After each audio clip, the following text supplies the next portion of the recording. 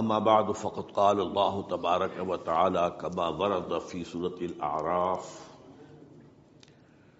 اعوذ باللہ من الشیطان الرجیم بسم اللہ الرحمن الرحیم وَإِذْ قَالَتْ أُمَّةٌ مِّنْهُمْ لِمَ تَعِظُونَ قَوْمًا اللَّهُ مُهْلِكُهُمْ أَوْ مُعَذِّبُهُمْ عَذَابًا شَدِيدًا قَالُوا مَعْذِرَةً إِلَىٰ رَبِّكُمْ وَلَعَلَّهُمْ يَتَّقُونَ فقال عز وجل كما ورد في آخر سورة الأنبياء وَإِنْ أَدْرِي أَقَرِيبٌ أَمْ بَعِيدٌ مَا تُوعَدُونَ إلى قوله تعالى وَإِنْ أَدْرِي لَعَلَّهُ فِتْنَةٌ لَكُمْ وَمَتَاعٌ إِلَىٰ حِينٍ صدق الله العظيم. وعن سلمان الفارسی رضی اللہ تعالی عنہ قال قال رسول اللہ صلی اللہ علیہ وسلم لا يرد القضاء الا الدعاء ولا يزيد في العمر الا البر رواہ الامام الترمذی رحمہ اللہ. رب اشرح لي صدری ويسر لي امری واحلل عقدۃ من لسانی یفقہوا قولی. اللهم ربنا الہمنا رشدنا واعذنا من شرور انفسنا. اللهم ارنا الحق حقا وارزقنا اتباعه وارنا الباطل باطلا وارزقنا اجتنابه آمین یا رب العالمین. حضرات، اگر انسان اس بات پر غور کرے کہ انسانی زندگی کی سب سے یقینی شے کون سی ہے جس میں کسی شک و شبہ کی گنجائش نہیں، زندگی کی سب سے بڑی حقیقت موت ہے جسے ہم بھلائے رکھتے ہیں. اگر کسی عزیز کی نماز جنازہ پڑھتے ہیں تب بھی یہ خیال نہیں آتا کہ اس وقت ہم بھی ہو سکتا تھا کہ یہاں پر بجائے ان کے میرا لاشا ہوتا. کچھ تھوڑی سی تو ہوتی ہے، قبر میں جب اتارتے ہیں کسی عزیز کو تو کچھ نہ کچھ احساسات کے اندر کچھ حرکت ہوتی ہے، لیکن بس واپس آنے کے بعد پھر آدمی بھول جاتا ہے موت. لیکن قرآن مجید نے لفظ یقین استعمال کیا ہے موت کے لیے. سورہ حجر کی آخری آیت ہے، حضور سے خطاب کر کے فرمایا وَاعْبُدْ رَبَّكَ حَتَّىٰ يَأْتِيَكَ الْيَقِينُ. اے نبی، آپ تو اپنے رب کی بندگی میں لگے رہیے، اس کی اطاعت میں، اس کی فرما برداری میں، یہاں تک کہ موت آ جائے. تو سب سے یقینی شے حیات انسانی کی موت ہے. اسی طرح اس کائنات کی سب سے یقینی شے قیامت ہے. کچھ عرصے پہلے تک جب سائنس آئی تھی، خاص طور پر نیوٹن کا دور تھا،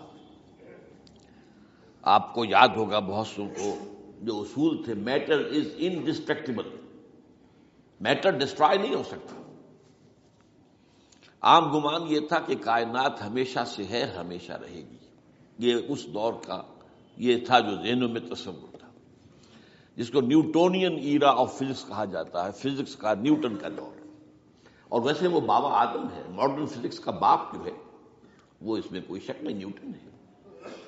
ڈاکٹر مائیکل ہارٹ کی کتاب کا کئی دفعہ تذکرہ میں نے کیا آپ سے کہ تاریخ انسانی کے 100 اشخاص چن لیے جنہوں نے تاریخ کے دھارے کو رخ موڑا، اور ان 100 میں پھر گریڈیشن قائم کی. A selection and gradation of the 100 most influential personalities of human history. Number 1 پر حضور کو لایا، نمبر 2 پر نیوٹن کو لایا. یہ ساری جو آپ دیکھ رہے ہیں سائنس کی ترقیاں اور اس کے اکتشافات، انکشافات، ایجادات، یہ سب جو ہے اس کا بابا آدم نیوٹن ہے. لیکن نیوٹونین فزکس کے اندر بہت سی خامیاں تھیں جو بعد میں واضح ہوئی ہیں، اور آج کا دور آئنسٹائن ایرا کہلاتا ہے. یہ تو اس وقت یہ تھا کہ میٹر انڈسٹرکٹیبل ہے. اب کہتے ہیں نہیں، میٹر تو ڈسٹرائے ہو سکتا ہے، it can change into energy at any time. اور آج تصور یہ ہے کہ اس کائنات کا آغاز بھی ایک خاص وقت پر تھا، بگ بینگ، جس کا ذکر کئی بار میں کر چکا ہوں، اور ایک وقت میں یہ کائنات پھر ختم ہو جائے گی. اور عجیب نقشہ سائنس آج وہی پیش کر رہی ہے جو قرآن مجید کی آیت میں ہے کہ اس دن ہم لپیٹ دیں گے آسمانوں کو، یوم نطوی السماء کطی السجل للکتب کما بدانا نعیدھا.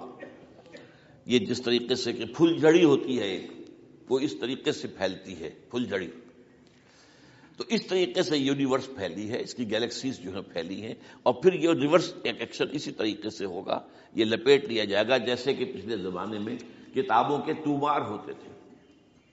کتابیں اس طرح کی نہیں ہوتی تھی مجلد جو آپ دیکھتے ہیں، بلکہ یہ کہ ایک کاغذ ہو گیا پورا لکھ لیا، اب یہاں پر کچھ گوند لگایا، دوسرا کاغذ لگا دیا، اس کو طے کر لیا، اب اس کے بعد تیسرا کاغذ یہاں لگا دیا، یہ طے کرتے چلے آ رہے ہیں۔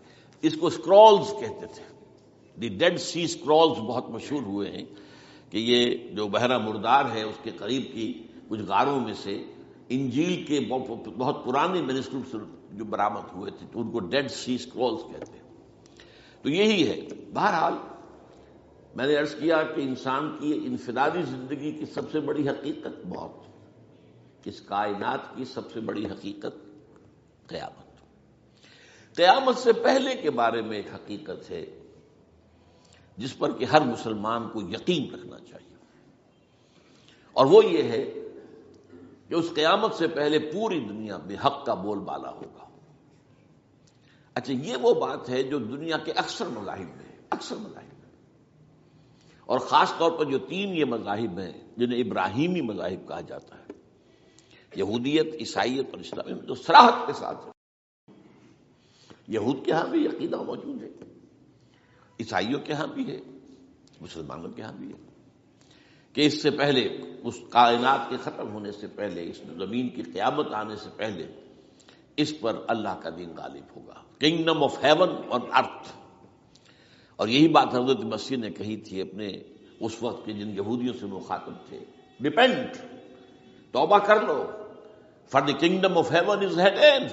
اب جو وہ ہے آسمانی بادشاہت آیا چاہتی ہے، وہ آسمانی بادشاہت تھی حضور کا ظہور صلی اللہ علیہ وسلم، جس سے کہ وہ آسمانی بادشاہت قائم ہوئی اور پھر پھیلی کتنے بڑے علاقے میں، لیکن بہرحال پوری دنیا میں نہیں پھیل سکی، وہ کچھ کے اسباب کیا تھے وہ اس وقت میرا موضوع نہیں ہے، لیکن پھیلنا ہے اس کو۔ اس سے قبل کیا ہونا ہے، یہ جو تیسری بات میں نے کہی ہے، اس پر آپ کو یقین ہونا چاہیے، اس لیے کہ احادیث صحیح آ گئی ہے، قرآن مجید کا سورہ کبریٰ دلالت کرتا ہے اس پر کہ حضور کو بھیجا گیا غلبہ دین کے لیے، اور بھیجا گیا پوری نوع انسانی کے لیے، تو جب تک پوری نوع انسانی پر دین غالب نہ ہو، حضور کا مقصد بعثت ابھی مکمل نہیں ہے۔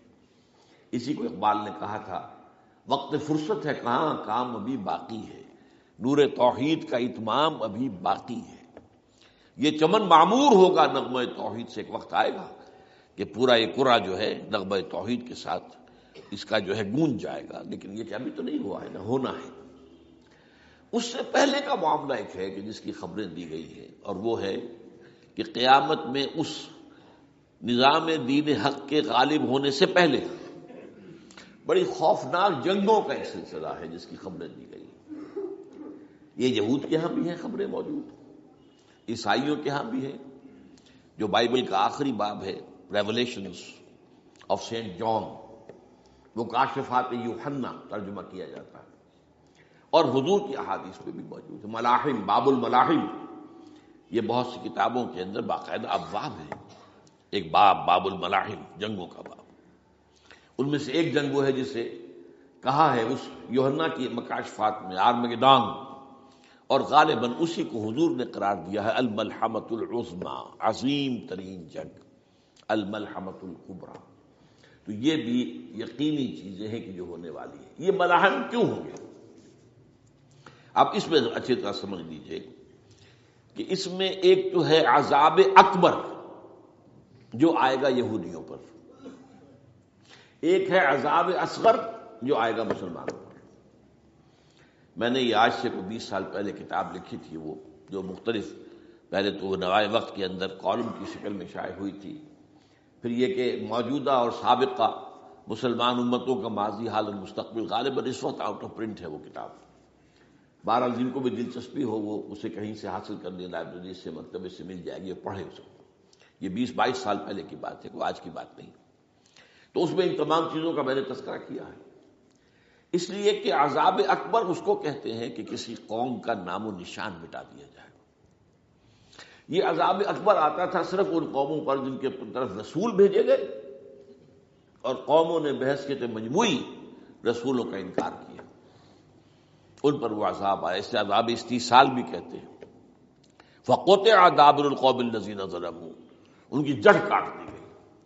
ایک جڑ کاٹنا ہوتا ہے، درخت کو کاٹنا ہوتا ہے، درخت تو کٹے گا تو پھر دوبارہ جڑ میں سے شاید وہ نکل آئے، لیکن نہیں، جڑ سے اکھیڑ۔ لا یری الا مساکنہم، یہ عذاب جو ہے اب کسی قوم پر نہیں آ سکتا، اس لیے کہ اب کوئی رسول تو آئے گا ہی نہیں، لیکن ایک قوم پر یہ تاریخ کے قرضے کی حیثیت سے موجود ہے، اور وہ قوم یہود ہے۔ ان کی طرف رسول بھیجے گئے حضرت عیسیٰ ابن مریم، رسولا الی بنی اسرائیل، اور انہوں نے یہ بات تو بہت دور کی تھی کہ مانتے انہیں اور ان پر ایمان لاتے، الٹا جو کچھ کیا ہے آپ کو معلوم ہے، انہیں ولد الزنا قرار دیا، جادوگر قرار دیا، واجب القتل قرار دیا، اور اپنے بس پڑتے سولی پر چڑھوا کر دم لیا۔ حالانکہ بار ہوا یہ نہیں ہے، اللہ نے انہیں اس سے پہلے ہی زندہ اٹھا لیا آسمان پر، دوبارہ وہ آئیں گے۔ بہرحال لیکن اس قوم کے اوپر وہ عذاب جو ہے وہ قرض ہے تاریخ کا، وہ قرض ادا ہوگا۔ حضرت مسیح علیہ السلام ہی آئیں گے دوبارہ، اور ان کے ہاتھوں اس امت کا خاتمہ ہوگا، ایک ایک فرد ختم ہو جائے گا۔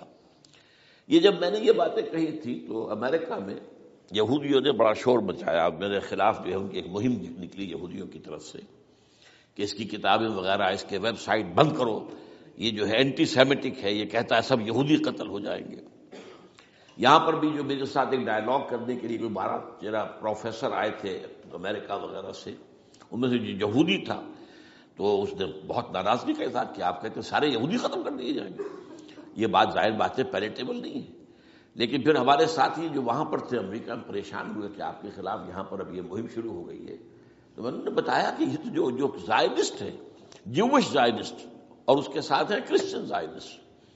کرسچن زائنسٹ کا رسالہ نکلتا ہے ٹرمپٹ، دی فلاڈلفیا ٹرمپٹ، اس کے مدیر نے خود لکھا ہے کہ 80% یہودی قتل ہو جائیں گے۔ اس کو میں نے یوں سمجھا ہے کہ 20% وہ ہوں گے کہ جو حضرت مسیح کی آمد ثانی پر ایمان لے آئیں گے، وہ بچ جائیں گے، لیکن باقی جو اڑے رہیں گے اس کے بعد بھی تو وہ ختم کیے جائیں گے۔ تو یہ عذاب الاکبر جو ہے تاریخ کا ایک قرض ہے کہ جو ادا ہوگا، ورنہ کسی اور قوم پر یہ عذاب اکبر اب نہیں آ سکتا۔ لیکن دوسرے درجے میں یہ عذاب ہوگا امت مسلمہ پر۔ امت مسلمہ بھی تو عذاب کی مستحق ہو گئی، وہ عذاب جو یہودیوں پر بہت پہلے آئے تھے، ضربت علیہم الذلۃ والمسکنۃ وباؤوا بغضب من اللہ، یہ تھا کہ نہیں تھا؟ حالانکہ انہوں تو یہ خیال تھا کہ we are the chosen people of the Lord, ہم تو اللہ کی منتخب قوم ہے، وی آر دی، قرآن کہتا ہے کہ ان کا قول یہ تھا نحن ابناء اللہ واحباؤہ، ہم تو اللہ کے بیٹوں کی طرح ہیں اور اللہ کی جو ہے بہت چہیتے ہیں۔ کہ عذاب آئے، نبوکڈنضر کے ہاتھوں آیا، اسیرینز کے ہاتھوں آیا، پھر یونانیوں کے ہاتھوں، الیگزینڈر دی گریٹ کے ہاتھوں آیا، پھر رومنوں کے ذریعے سے آیا، اور پچھلی صدی میں جرمنوں کے ذریعے سے آیا۔ تو عذاب آئے، یہ عذاب تو، لیکن قوم ختم نہیں ہوئی، وہ عذاب اکبر نہیں تھے، یہ عذاب مختلف حصوں میں آئے اور بڑی بڑی تباہیاں آئیں، لیکن وہ عذاب اکبر نہیں تھے۔ اسی طرح کے عذاب ہم پر بھی آئے، ہم پر کروسیڈرز آئے اور لاکھوں مسلمان قتل ہوئے۔ یروشلم ہمارے ہاتھ سے 88 برس تک نکلا رہا، اور اس پر عیسائیوں کا قبضہ رہا، ندیاں خون کی بہہ گئی مسلمانوں کی، اور پورا میڈیٹرینین کا ایریا جو ہے تقریباً قبضے میں رہا ہے عیسائیوں کے۔ پورا یورپ اس وقت آیا تھا۔ یہ جو کروسیڈر 250 برس تک وہ جاری رہے، waves after waves of the crusaders coming and attacking and conquering this cities, یہ جتنی بھی فلسطین وغیرہ کا علاقہ ہے جس کے اندر ان کا اثار ہے، اور شام کا علاقہ ساحلی۔ پھر آپ کو معلوم ہے ہمارے اوپر حساب اس سے بھی بڑا، اس سے کئی گنا بڑا آیا تاتاریوں کے ہاتھوں، کروڑوں کے قریب انسان جو ہے مسلمان قتل ہوئے۔ پھر اس کے بعد آپ کو معلوم ہے کہ پھر یہ یورپین کولونیلزم آ گیا، جیسے ان پر آئے تھے یونانی اور پھر رومی اور اب پھر جرمن، ہم پر آئے انگریز آئے، کہیں ولندیزی آئے، کہیں ڈچ آئے، کہیں ہسپانوی آئے، کہیں اطالوی آئے، کہیں اسپینیئرز آئے، اور پورا کا پورا عالم اسلام ان کے زیر نگی آیا کہ نہیں آیا، دی کولونیل ایرا جسے آپ کہتے ہیں۔ تو وہ عذاب ابھی اس امت کے اوپر اور باقی ہے، ایک قرض ہے، اور وہ کیا ہے؟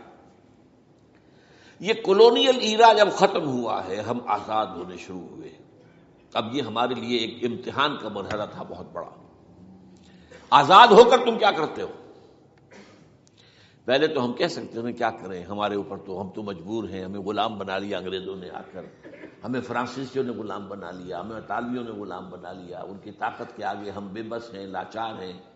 ٹھیک ہے، لیکن اب آزادی دے کر فَيَنظُرَ كَيْفَ تَعْمَلُونَ، اب تمہیں آزادیاں دے کر پھر اللہ دیکھے گا تم کرتے کیا کیا ہم نے. جو مسلمان قوم ملک آزاد ہوا اس نے یا تو اپنا قبلہ بنایا واشنگٹن کو یا بنایا ماسکو کو، کسی نے قرآن کو اپنا امام نہیں بنایا.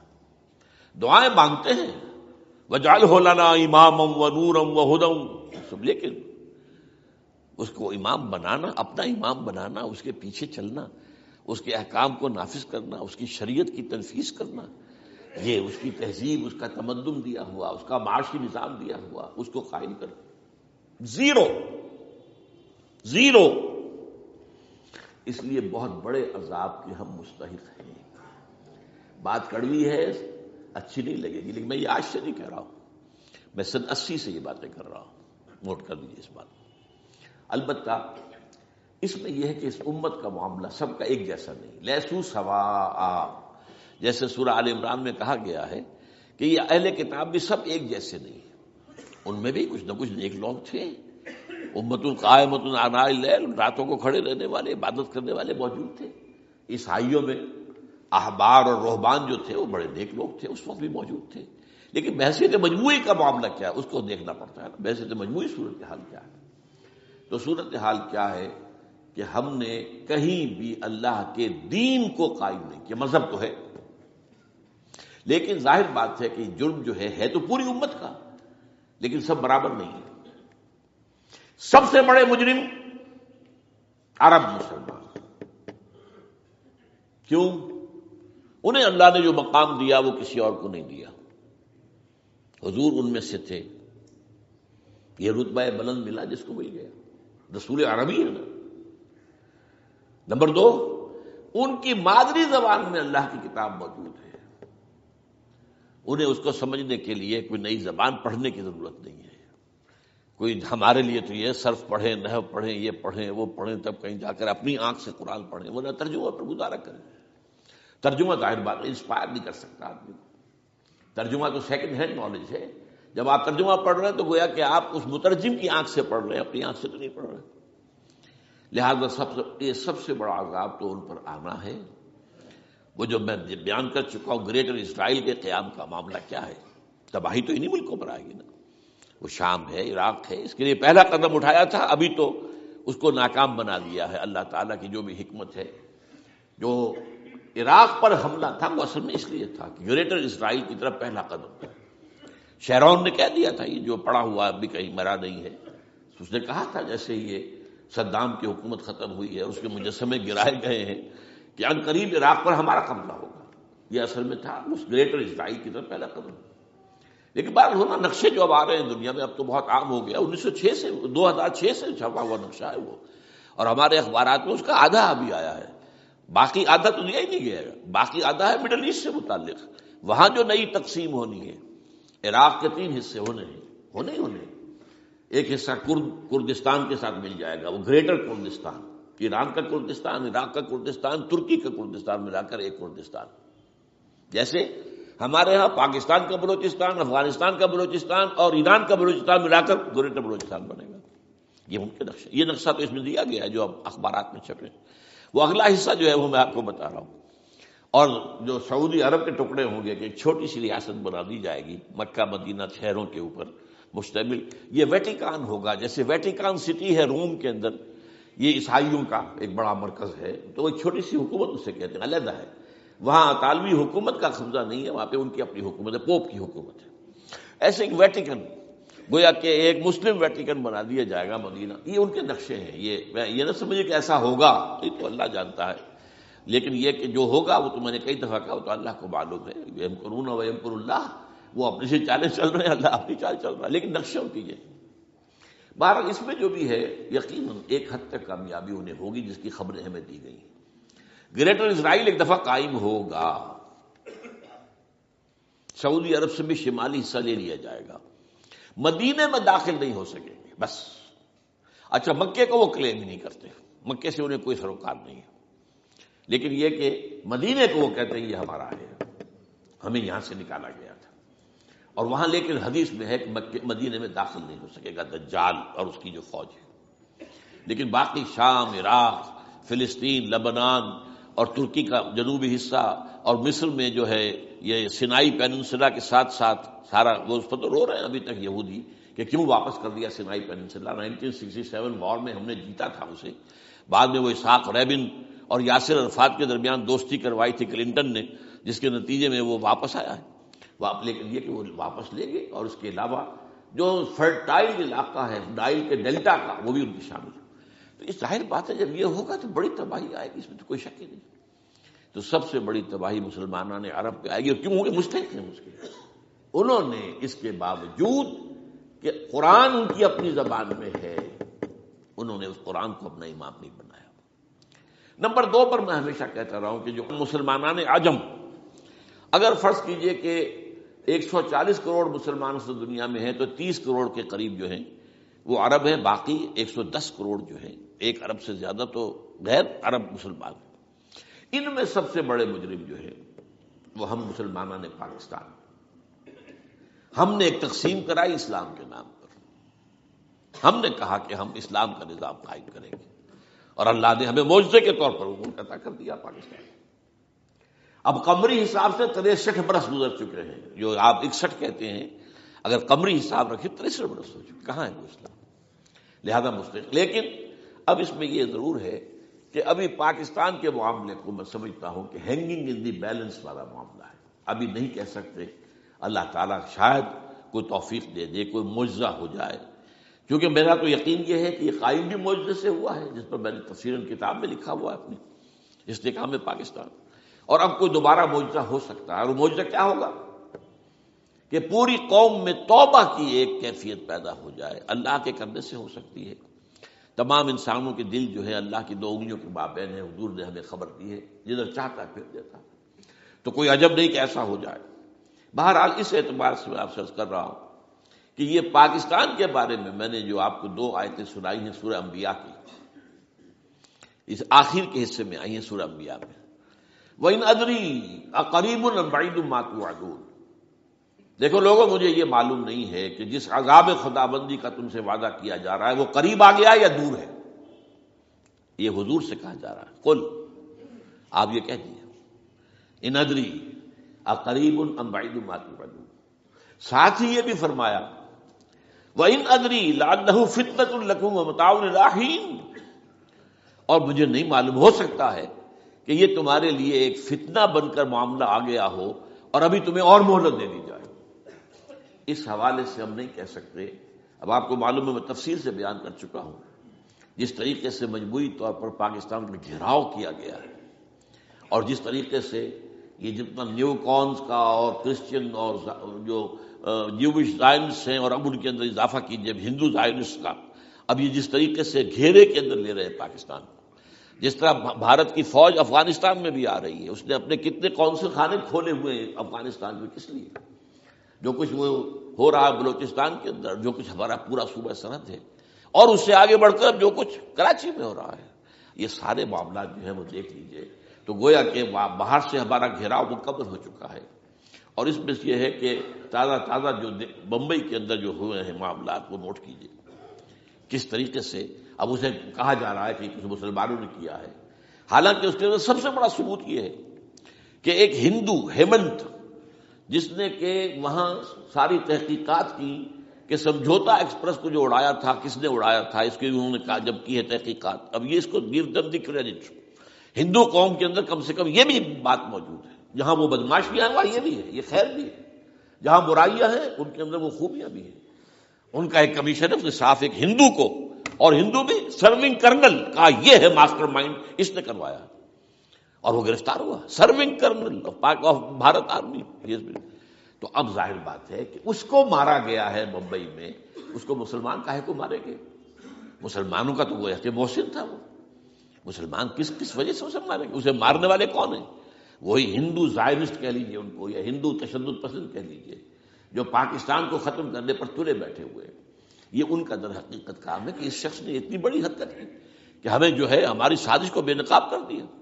تو اصل میں لیکن یہ سب کچھ جو ہو رہا ہے وقتی طور پر تو بہت زیادہ طوفان اور جوش آیا تھا. معلوم ہوتا تھا کہ شاید 9/11 والا معاملہ جو تھا نیو یارک کا، اس کے نتیجے میں جو ایک دم امریکہ جو ہے نکلا ہے غصے کے اندر، اور پوری قوم اس کی کھڑی ہو گئی اور پوری دنیا جمع ہو گئی افغانستان پر حملے کے لیے. شاید ایسا معاملہ ہو جائے، لیکن نہیں، اللہ کا شکر ہے کہ یہ معاملہ جو ہے ان ادری لعلہ فتنۃ لکم ومتاع الی حین. ابھی کل کی جو تازہ ترین رپورٹ ہے وہ یہ ہے کہ اوباما کو بریفنگ دی گئی ہے کہ پاکستان کے جو نیوکلیئر بامز ہیں وہ ولنریبل ہیں، اور ان کے اندر اندیشہ ہے کہ وہ جو ہے شدت پسندوں کے ہاتھ میں نہ پڑ جائے. اس کو کوئی نہ کوئی بہانہ انہوں نے بنانا، یہ جو میں آپ سے عرض کر چکا ہوں. کچھ ہمارے لوگوں کو یہ امیدیں ہو گئی تھی براک اوباما کے آنے سے. یہ میں نے پھر اس کے بعد ایک مضمون میں پڑھا ہے، آپ کے لیے بھی نئی بات ہوگی. براک کا لفظ جو ہے اس میں یہ بھی اسلامی ہے، یہ برکت سے ہے، اس لیے کہ اس کا باپ جو ہے وہ سواحلی علاقے کا، سواحلی زبان جو ہے کینیا کا ساحلی علاقہ جو ہے وہ سواحلی زبان جو ہے اس میں عربی کی بڑی آمیزش ہے، کیونکہ وہ تو بہت قریب ہے نا. عرب سے کتنا فاصلہ ہے، وہ درمیان میں وہ ریڈ سی ہے، بڑا چھوٹا سا سمندر ہے. تو سواحلی زبان میں عربی اثرات ہیں. تو یہ برکت والی بات، جیسے ہم کہتے ہیں کسی کا نام برکت حسین، برکت علی، تو یہ وہ ہے باراک برکت والا، باراک حسین، اور پھر حسین کا موجود. تو اس سے بڑی توقعات ہو گئی تھی، لیکن نظر یہ آ رہا ہے کہ جو بش کا ایجنڈا تھا، اس لیے کہ اصل میں اس کی پالیسی بنانے والے میں آپ کو بتا چکا ہوں کوئی ایک فرد نہیں ہوتا وہاں تو پورے ادارے ہیں، بڑے بڑے تھنک ٹینکس ہیں. اور یہ ثابت ہو گیا ہے کہ اس اوباما نے آتے ہی سب سے زیادہ کٹر جو زائرسٹ تھا امریکہ کے اندر، جس کا نام ہی اسرائیل ہے، اسرائیل رحم جو ہے اسرائیل رحم ایمانویل، اس کو اپنا بنایا chief of the white house staff. اور یہ وہ شخص ہوتا ہے کہ جو گویا کہ جس کے گھیرے میں ہوتا ہے صدر امریکہ کا. صدر سے کون مل سکتا ہے یہ فیصلہ کرے گا، کون نہیں مل سکتا یہ فیصلہ کرے گا، کون سی رپورٹ صدر تک جائے گی یہ فیصلہ کرے گا، کون سی رپورٹ روک لی جائے گی یہ فیصلہ کرے گا. تو گویا کہ صدر کے کان بھی ہو، صدر کی آنکھ بھی ہو، لہذا صدر جو ہے اس کے تو اوپر گھیرا ہوتا ہو. اور اس سے بھی آگے بڑھ کر نوٹ کیجیے، میں نے آپ کو پہلے بتایا بھی تھا، ساؤتھ ایشیا کے لیے اس نے اپنا ایڈوائزر بنایا ہے ایک ہندو کو. اس کا نام ہے سونال شاہ. اور یہ جو ہندوؤں کی ایک تنظیم ہے، جو انتہائی جو ایکسٹریمسٹ ہندو ہیں، وشوا ہندو پریشد، یہ وشوا سری پرشانت ہے، جس کا اسٹوڈنٹ ونگ ہے بجرنگ دل کا. یاد ساؤتھ ایشیا سے مراد بھارت اور پاکستان، اس کے معاملات میں اس کا ایڈوائزر جو ہے سونال شاہ ہے. تو حالات جو ہے اس اعتبار سے انتہائی یوں سمجھیے کہ خطرناک. اور دوسری طرف اندرون معاملہ کیا ہے؟ سائنس کی دو اصطلاحات آپ نے سنی ہوگی، centrifugal forces, centripetal forces. Centrifugal وہ ہوتی ہے کہ جو مرکز سے توڑنے والی ہوتی ہے، بھاگتا ہے ہر ایک مرکز کو چھوڑ کر، یہ سینٹریفیوگل فورسز. سینٹریپیٹل وہ ہوتی ہیں جو مرکز کی طرف لانے والی ہو، جو ایک مرکز کے گرد لوگوں کو جمع کرے. تو مرکز گریز اور مرکز کی طرف رخ کرنے والی. ہمارے پاس سینٹریپیٹل فورس صرف ایک ہے، وہ اسلام ہے، اور وہ ہے نہیں. ہر چند کہیں کہ ہے، نہیں ہے. کہاں ہے نظام؟ کہاں ہے؟ مذہب تو ہے، مذہب تو انڈیا میں بھی ہے، مذہب امریکہ میں بھی ہے، مذہب کی تو کوئی کمی نہیں ہے. فاسٹسٹ گروئنگ ریلیجن میں نے بارہا کہا ہے دنیا میں مانا جا رہا ہے کہ اسلام، لیکن مذہب دین نہیں. حضور بھیجے گئے تھے دین کو غالب کرنے کے لیے. هو الذی ارسل رسولہ بالہدی ودین الحق لیظہرہ علی الدین کلہ. سینٹریفیوگل فورسز آپ کو یاد ہوگا میں نے گنوا دیا تھا ایک دفعہ. آپ کا نارتھ پول کیا ہے؟ NWFP. وہاں حکومت اس نے کن کی ہے؟ وہ اسفند یار ولی، جس کا دادا، جس نے پاکستان میں دفن ہونا گوارا نہیں کیا، جن کا پختہ موقف یہ ہے.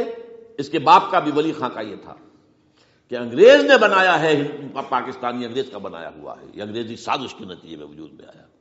And they believe it that. اور اس کے ساتھ مولانا فضل الرحمان ہیں، جن کے والد مرحوم نے یہ کہا تھا کہ اللہ کا شکر ہے ہم پاکستان کے بنانے کے گناہ میں شامل نہیں تھے. یہ ہیں اس وقت وہاں کی فورسز. اور جنوب میں نہ معلوم کب سے ان کا نقشہ بن رہا ہے جب سے یہ MQM قائم ہوئی تھی، مہاجر قومی موومنٹ تھی، بعد میں انہوں نے اپنا رنگ بدلا ہے، کچھ تبدیل کیا ہے، لیکن یہ کہ اصل میں تو وہی ہے. گرگٹ رنگ بدل رہے تو اس کی فطرت تو نہیں بدلتی ہے، تو وہی اردو اسپیکنگ. اور اب جو ہنگامے ہو رہے ہیں وہ پختون اور اردو اسپیکنگ کے درمیان ہنگامے ہو رہے ہیں، اور زیادہ پٹھانوں کو مارا جا رہا ہے، ان کی دکانیں جلائی جا رہی ہیں. یہ بسیں جتنی جلتی ہیں وہ اس لیے کہ زیادہ تر ٹرانسپورٹ جو ہے وہاں پر وہ پختونوں کے ہاتھ میں ہے. یہ وزیری وغیرہ لوگ جو ہے محسود ہیں، یہ لوگ ہیں وہاں پر جو ہے اکثر و بیشتر بہت سے مساجد کے اندر آپ کو جو امام ملیں گے وہ پٹھان ملیں گے، جو پہرے دار ملیں گے وہ پٹھان ملیں گے.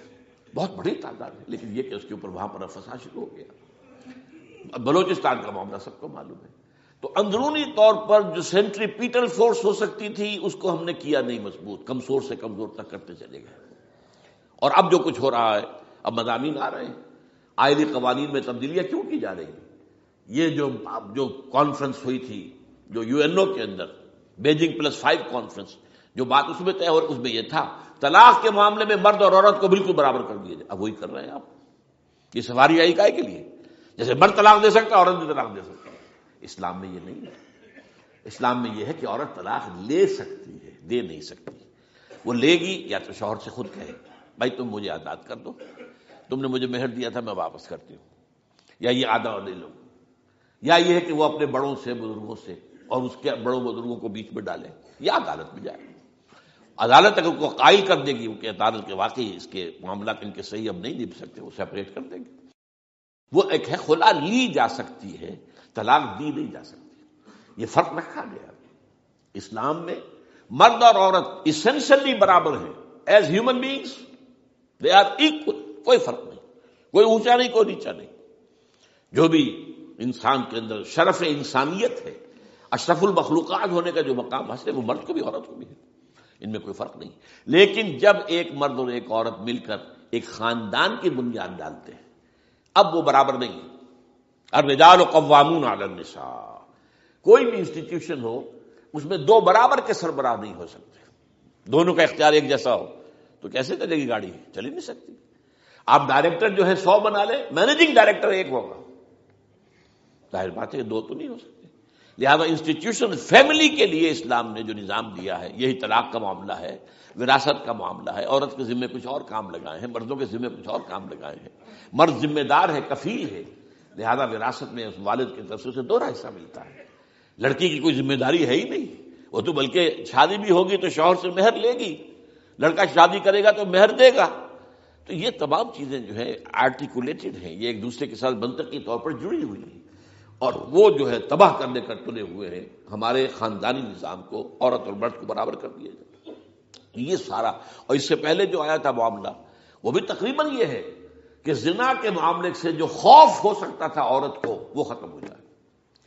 اس لیے کہ عورت کا معاملہ کیا ہے، اگر زنا سے حمل رہ گیا تو اس کا ثبوت تو آ گیا، کوئی اور گواہ ہے یا نہیں ہے، یہ حمل کہاں سے لائی ہو تم؟ ٹھیک ہے، طے کیا کر دیا.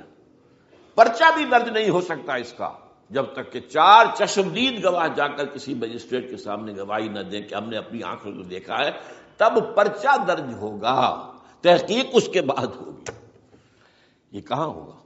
اس کا مطلب ہے وہ خوف ختم، جو خوف ہو سکتا تھا، جو عورت کو روکتا ہے. ایک تو یہ کہ ہمارے ہاں وہ جو بھی آبادی کا معاملہ تھا اور یہ جو برتھ کنٹرول کے معاملے نے آ کر خوف ختم کیے تھے، اور اس کی باقاعدہ جو ہے امریکہ میں، یورپ میں تعلیم دی جاتی ہے. ٹین ایجرز کو اسکولوں کے اندر سکھایا جاتا ہے کہ تم جو چاہو کرو، لیکن یہ کہ یہ ذرا یہ احتیاط کرو. بس اللہ خیر سمجھ. وہی اسی رنگ پر ہماری تہذیب کو لے جانا چاہتے ہیں.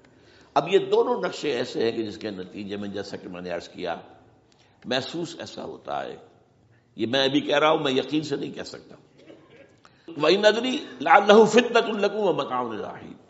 ہو سکتا ہے، ہوپنگ اگینسٹ ہوپ، ہو سکتا ہے کوئی معجزہ آ جائے اللہ تعالیٰ کی طرف سے.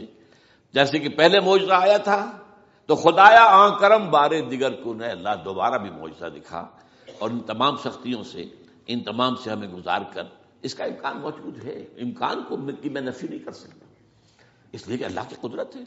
یخرج الحی من المیت، مردے سے زندہ کو برآمد کرتا ہے. ایک قوم مر چکی ہو، اس میں سے ایک زندہ قوم برآمد ہو جائے. جیسا کہ میں نے پچھلے سال جو تحریک چلی تھی جو وہ کلا کے میں نے کہا تھا کہ مجھے یہ گمان ہوا کہ میں یہ سمجھ بیٹھا تھا کہ یہ قوم بالکل مر چکی ہے، لیکن نہیں، جان ہے۔ یہ میں اس سے پہلے یہ جملہ کہا کرتا تھا، it's no use whipping the dead horse, لیکن میں نے کہا نہیں، جان ہے اس میں۔ ہمارے ہاں کا پڑھا لکھا طبقہ، تعلیم یافتہ لوگ، انہوں نے جو سختیاں جھیلی ہیں، جس طریقے سے مصائب برداشت کر کے انہوں نے اس تحریک کو برقرار رکھا، اب تک رکھا ہوا ہے، یہ بہت بڑا کارنامہ ہے، اور اس سے معلوم ہوتا ہے، اس سے کچھ نہ کچھ امید کی کوئی کرن پھوٹتی نظر آتی ہے۔ لیکن باقی جو لوگ کہتے ہیں کہ نہیں بس یہ تو بنا ہے اللہ کے حکم سے اور قائم رہے گا، ان سے میں کہا کرتا ہوں کہ وہ اللہ کی سنت سے واقف نہیں ہے۔ اللہ کی سنت سزا کی بھی تو ہے نا۔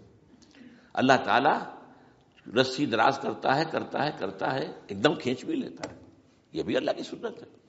مہلت دیتا ہے، پھر ایک دم جو ہے ایک وقت کے اوپر آ کر فیصلہ بھی کر دیتا ہے۔ جو عجب نہیں، ڈرتے رہنا چاہیے، کچھ پتہ نہیں۔ ما غرک بربک الکریم، یہ قرآن مجید میں یہ مضمون کئی بار آیا ہے کہ لوگوں کو بعض اوقات شیطان جو ہے یہ دھوکہ، اللہ بڑا کریم ہے، بڑا غفور ہے، بڑا رحم کرنے والا۔ بھائی وہ کریم ہے، غفور ہے، لیکن منتقم بھی ہے۔ انا من المجرمین منتقمون، ہم ان مجرموں سے انتقام لے کر رہیں گے۔ وہ تو منتقم بھی تو ہے، وہ سزا بھی تو دیتا ہے۔ اس نے جہنم جو ہے یہ کوئی ڈیکوریشن پیس کے طور پر تو نہیں بنائی ہے، کس لیے بنائی ہے؟ وہ تو ہم نے فیصلہ کیا، لَأَمْلَأَنَّ جَهَنَّمَ مِنَ الْجِنَّةِ وَالنَّاسِ أَجْمَعِينَ، یہ میں نے طے کیا ہوا ہے۔ تو اللہ تعالیٰ جو ہے سزا بھی دیتا ہے، تو اللہ تعالیٰ ہمیں اس سے بچائے۔ بہرحال ہو سکتا ہے کہ اس کے بعد بھی اللہ تعالیٰ ہمیں اور مہلت دے دے، اور اس مہلت کے لیے اس کرنے کا کام کیا ہے؟ کرنے کا کام یہ ہوگا دعا اور توبہ۔ پہلے توبہ کی جائے پھر دعا، ورنہ دعا قبول نہیں ہوتی۔ پہلا کام توبہ ہے۔ یا ایھا الذین آمنوا توبوا الی اللہ توبۃ نصوحا، اے اہل ایمان اللہ کی جناب میں توبہ کرو، خالص توبہ۔ کیا مطلب ہے؟ اپنی زندگیوں میں سے شریعت کے خلاف، ویسے بھی اخلاقیات کے خلاف، جھوٹ، دغا، فریب، دھوکہ، غبن، سب کو ختم کرو۔ سود، بے پردگی، عریانی، فحاشی ختم کرو۔ طے کر لو کہ کوئی شخص شریعت کے خلاف اور اخلاقیات کے خلاف، صرف شریعت نہیں، ایک بنیادی انسانی اخلاقیات ہوتی ہیں، ہم اس کے سارے تقاضے پورے کر دیں جو ہمارے یہاں ختم ہو چکے ہیں۔ میں نے جیسا کہ بارہا کہا ہے کہ اس وقت دنیا کی سب سے بڑی منافق ترین قوم جو ہے مسلمانان پاکستان ہے۔ جھوٹ اور وعدہ خلافی اور اس کے ساتھ جو ہے وہ غبن کا معاملہ جتنا ہمارے ہاں ہے، آپ پوری دنیا میں آپ کو کہیں نہیں ملے۔ تو اس لیے پہلے توبہ کی جائے اور پھر دعا کی جائے۔ اس لیے میں نے آپ کو حدیث سنائی ہے کہ اللہ کے فیصلے کو بھی کبھی کبھی دعا جو ہے لوٹا دیتی ہے، لیکن وہ دعا کب ہو؟ جب آپ نے اللہ کے ساتھ اپنا معاملہ صحیح کر لیا ہو۔ فرمایا حضور نے، جو میں نے ترمذی کی روایت آپ کو سنائی، لا يرد القضاء الا الدعاء، اللہ کا فیصلہ بھی کبھی کبھی اللہ تعالیٰ کسی فیصلے کو مؤخر کر دیتا ہے۔ حضرت یونس علیہ السلام کی قوم پر اللہ کا فیصلہ آ چکا تھا، عذاب کے آثار شروع ہو چکے تھے، پوری قوم نے توبہ کی، اللہ تعالیٰ نے عذاب کو جو ہے وہ وہاں سے ہٹا لیا ان کے سروں پر سے، اور ایک مدت تک کے لیے انہیں مہلت بخشی دے دی۔ تو اس کے لیے تو یہ ہے کہ توبہ کی جائے اور دعا کی جائے، اور اس میں یہ ہے کہ اس میں اس توبہ کا ایک حصہ لازماً یہ ہونا چاہیے کہ ہم طے کر لیں کہ اللہ اب مجھے اپنی بہترین توانائیاں، اپنی قوتیں، صلاحیتیں، وسائل خرچ کرنے ہیں اور تیرے دین کو قائم کرنے کے لیے۔ اس کے لیے کسی نہ کسی جماعت کے اندر، جس کو بھی آدمی سمجھے کہ ہاں یہ بہترین جماعت ہے، یہ صحیح ترین جماعت ہے، یہ واقعی اسلام کو قائم کرنے کے لیے کام کر رہے ہیں، اور واقعی اس طریقے سے کر رہے ہیں جس طریقے سے وہ ہو سکتا ہے، اگر آپ اس پر، لیکن لازم سمجھیں لا اسلام الا بالجماعہ، کوئی اسلام نہیں ہے جماعت کے بغیر۔ یہ حضرت عمر رضی اللہ تعالیٰ عنہ قول ہے، اور حضور کی حدیثیں تو میں نے 12 آپ کو سنائی ہے۔ انی آمرکم بخمس اللہ امرنی بہن بالجماعۃ والسمع والطاعۃ والہجرۃ والجہاد فی سبیل اللہ، میں تمہیں 5 باتوں کا حکم دے رہا ہوں، اور یہ 5 باتیں وہ ہیں جن کا اللہ نے مجھے حکم دیا ہے، جماعت، سمع و طاعت اور جہاد و ہجرت، یہ 5 باتیں۔ تو اس لیے توبہ کے اندر یہ لازمی جز ہونا چاہیے کہ اب ان صلاتی و نسکی و محیای و مماتی للہ رب العالمین، یہ فیصلہ کر لیجئے۔ اس کے بعد یہ ہے کہ اللہ تعالیٰ اس پر استقامت عطا فرمائے، اس کی بھی خود دعا کیجئے کہ اللہ اب تو نے مجھے یہ ہدایت دے دی ہے، تو اب لا تزغ قلوبنا بعد اذ ہدیتنا وہب لنا من لدنک رحمۃ انک انت الوہاب۔ ایک دوسری آخری بات میں آج صاحب سے کہہ رہا ہوں ڈرتے ڈرتے اگر خدا نہ خواستہ خدا نہ خواستہ خدا نہ خواستہ خاکم بدہن، اگر پاکستان کے لیے بھی اللہ تعالیٰ کی طرف سے آخری سزا کا فیصلہ ہو گیا ہو، جس کے چرچے ہیں، تیری بربادیوں کے مشورے ہیں آسمانوں پر، وہ آسمان اوپر کے آسمان اور ہیں، زمین کے آسمان بھی تو ہیں نا، یہ امریکہ، یہ وائٹ ہاؤس، یہ پینٹاگون، یہ جو ہے اسٹیٹ ڈپارٹمنٹ، یہ سب جو کیا ہے، نیٹو کا ہیڈ کوارٹر، یہ ساری چیزیں کیا ہیں؟ تو تیری بربادیوں کے مشورے ہیں آسمانوں میں، اور اس کے لیے خبریں وہ دیتے آ رہے ہیں۔ بہت سے لوگ کہتے ہیں یہ خام خواہ کے ہیں ان کے، یہ ہمارا صرف بھی ہماری بددلی پیدا کرنے کے لیے نہیں، لیکن یہ کہ جو کچھ انہوں نے نقشے بنائے تھے وہ نقشے تو پورے ہوتے چلے آئے۔ 1897 میں یہودیوں نے جو فیصلے کیے تھے، 20 برس کے بعد بالفور ڈیکلریشن کی شکل میں وہ فیصلہ آ گیا، یہودیوں کو فلسطین میں آبادی کا حق دے دیا گیا، Balfour declaration 1917، only 20 years later. اس کے 20 سال بعد 48 میں اسرائیل قائم ہو گیا۔ کوئی تصور کر سکتا تھا پچھلی صدی کے اندر یہودیوں کی حکومت قائم ہو جائے گی دنیا میں؟ کہیں امکان کوئی نہیں تھا۔ پوری دنیا میں پھر ادھر ادھر پھیلے ہوئے، منتشر، جسے وہ ڈائسپورا کہتے، اور یورپ میں تو شدید نفرت تھی ان سے، لیکن یہ کہ جس طرح انہوں نے رفتہ رفتہ وہاں پر قدم جمائے ہیں، جس طرح ان کو اپنے قابو میں لیا ہے، جس طرح ان میں مذہبی تقسیم پیدا کی ہے، کیتھولکس کی اور پروٹیسٹنٹس کو اعلی کار بنایا ہے، سیکولرزم اور اس کے بعد سود پر مبنی معیشت کا نظام وہاں نافذ کیا ہے، بینک کا نظام قائم کیا ہے، ای بنوک، ای فکر چالاک یہودیوں کا قائم کرنا ہے یہ بینک کا نظام، اور سب سے پہلا بینک انہوں نے انگلینڈ میں قائم کیا تھا۔ تو ان کی جو باتیں ہیں وہ تو پوری ہو رہی نظر آ رہی ہیں، ان کے نقشے جو ہیں ان کے سامنے آ رہے ہیں ہمارے۔ تو اس حوالے سے ہو سکتا ہے خاکم بدہن، اگر خدا نہ خواستہ یہ لکیر ختم ہو جائے، تب بھی ظاہر بات ہے زمین تو کوئی ختم نہیں ہو جائے گی، اللہ کی زمین ہے۔ کیا پاکستان نہ بنتا تو ہمارے ذمے نہیں تھا کہ اللہ کے دین کو دنیا میں قائم کرنے کی جد و جہد کرتے؟ وہ تو بحیثیت مسلمان ہمارا فرض ہے۔ کیا حضور اکثریت میں تھے عرب میں؟ وہ تو اقلیت میں بھی نہیں تھے، ایک آدمی تھا اللہ کا بندہ کھڑا ہوا ہے، جو جنہوں نے ایک مرتبہ حضور کی بات سنی ہے اور جا کر کہا ہے اپنی قوم، یا قومنا اجیبوا داعی اللہ، اے ہماری قوم کے لوگوں، اس اللہ کی طرف دعوت دینے والے کی پکار کو سنو، لبیک کہو۔ تو کوئی عجب نہیں، یہ جو اقبال نے الفاظ کہے ہیں، تو نہ مٹ جائے گا ایران کے مٹ جانے سے، نشے میں کو تعلق نہیں پیمانے سے، اور ہے آیا فتنہ تاتار کے افسانے سے، پاسباں مل گئے کعبے کو صنم خانے سے۔ تاتاریوں کے ہاتھوں کروڑوں مسلمان قتل ہوئے، اور پھر وہی تاتاری مسلمان ہو گئے۔ امت مسلمہ کی قیادت ان تاتاریوں کے ہاتھ میں آ گئی، عربوں سے لے کر ان تتولوا یستبدل قوما غیرکم، جو بات سورہ محمد میں کہہ دی گئی تھی بالکل آغاز میں، اگر اے عربوں تمہیں جو مقام ہم نے دیا ہے، اپنا رسول تم میں سے بھیجا، بعث فی الامیین رسولا منہم، تمہاری زبان میں اپنی کتاب نازل کی، جو تمہیں جو مشن سونپا ہے، اگر تم نے اسے پیٹھ دکھا دی تمہیں ہٹائیں گے، کسی اور قوم کو لے آئیں گے۔ اور یہ 13ویں صدی عیسوی میں ہو گیا۔ 1258 میں آخری خلیفہ بنو عباس کا اسے محل سے نکالا ہے مستعصم باللہ کو، اور ایک جانور کی کھال میں لپیٹ کر ڈال دیا ہے گلی میں، اور گھوڑے دوڑا دیے اس کے اوپر۔ یہ آخری چراغ گل ہوا ہے بنو عباس کا، جس پر کہا تھا سعدی نے، آسمارا حق بود بر خوب بارد برزمی، بر زوال ملک مستعصم امیر المومنین۔ مستعصم باللہ نام تھا آخری خلیفہ کا، اس کی حکومت کے زوال پر آسمان سے خون بھی برسے تو اس کا حق ہے آسمان کو کہ خون کی بارش کرے۔ تو یہ چیزیں ہیں جو کہ نوٹ کرنے کی ہیں۔ اگر خدا نہ خواستہ ایسا ہو جائے تو ظاہر بات ہے کہ اسلام پھر بھی زندہ رہے گا۔ ہم مر سکتے ہیں، اسلام نہیں مرے گا، اسلام کو تو رہنا ہے۔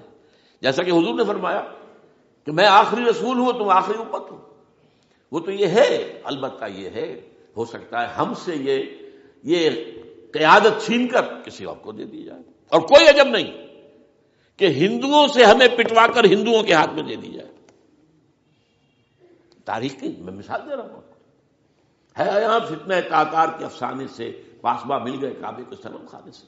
آخر ہندوستان میں 20 کروڑ مسلمان ہے کہ نہیں، بلکہ زیادہ ہے۔ آپ سوچئے اس ہندوستان کی سرزمین سے شیخ احمد دیدار پیدا ہوا تھا، جس نے پوری دنیا میں عیسائیوں کو جو ہے وہ مناظروں میں شکست دی ہے۔ اسی ہندوستان سے آج ذاکر نائک کھڑا ہوا، پوری دنیا میں ڈنکا بجا رہا ہے، عیسائیت کے خلاف، یہودیت کے خلاف، ہندو مت کے خلاف، ان کی کتابوں سے، ان کے ویدوں سے، ان کے تمام جو اسکرپچرز ہیں ان کے حوالے سے ثابت کر رہا تمہارا دین غلط ہے، تمہارے ہاں تو محمد کی بشارتیں موجود ہیں، دیکھو یہ ہے، یہ کتابیں ہیں، یہ پڑھی انہوں نے۔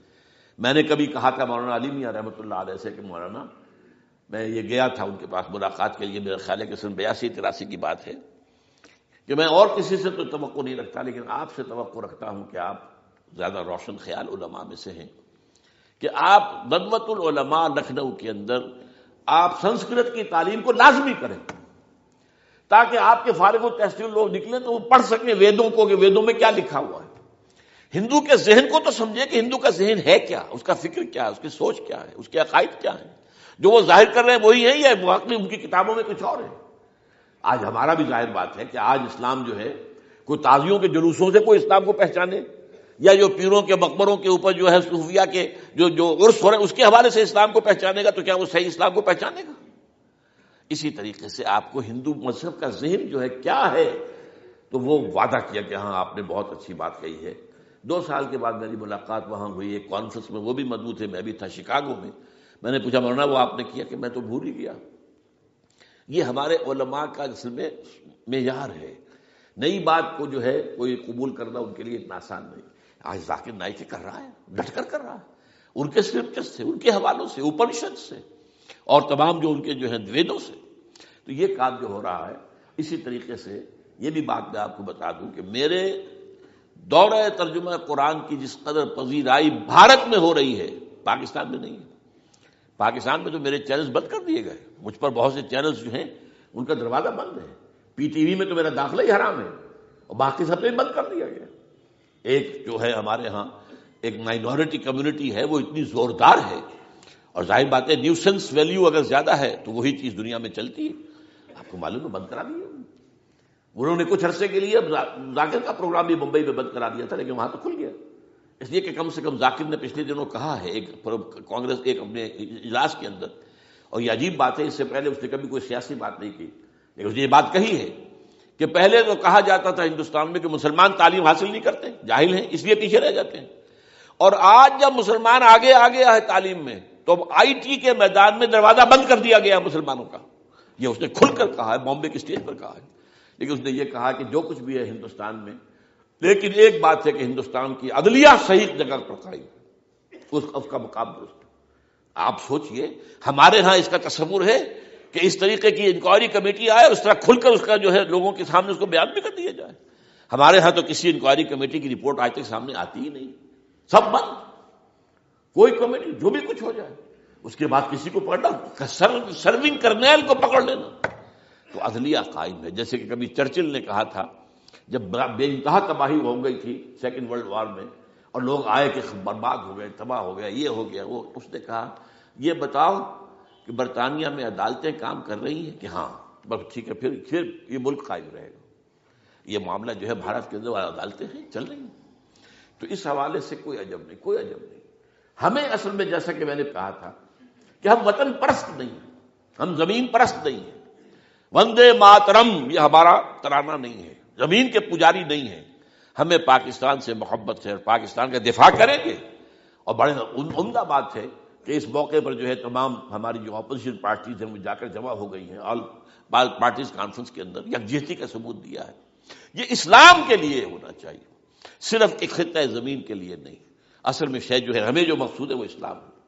تو کوئی عجب نہیں ہے کہ جس طریقے سے پچھلے دنوں ہمارے یہ بہت اہم آدمی ہیں، آپ کو معلوم سید قاسم محمود صاحب بے شمار کتابوں کے مصنف ہیں، یہ دلی گئے تھے اور اس سے آگے بھی گئے مختلف جو ہیں یو پی کے شہروں میں، انہوں نے واپس آ کر جو خط لکھا تھا، پھر ندائے خلافت میں شائع بھی کر دیا تھا کہ وہاں تک گلی کوچوں میں آپ کا نام گونج رہا ہے، اس درجے وہاں پر یہ درس قرآن کا معاملہ جو ہے۔ اور اگر آپ نے کبھی پیس ٹی وی پر وہ دیکھے ہوں میرے 10 لیکچر جو میں دے کر آیا تھا آج سے 4 سال پہلے، 15,000 افراد، اور یہ کہنے میں 15,000 نہیں ہے، ورنہ تو اسے 50,000 کا بھی کہا جا سکتا حضور میں کو، وہ تو گنتی اس لیے ہے کہ کرسیاں رکھی گئی تھی 15,000، اور ساری کرسیاں فل تھی اور بھی لوگ کھڑے ہوئے تھے، تو 15,000 پلس۔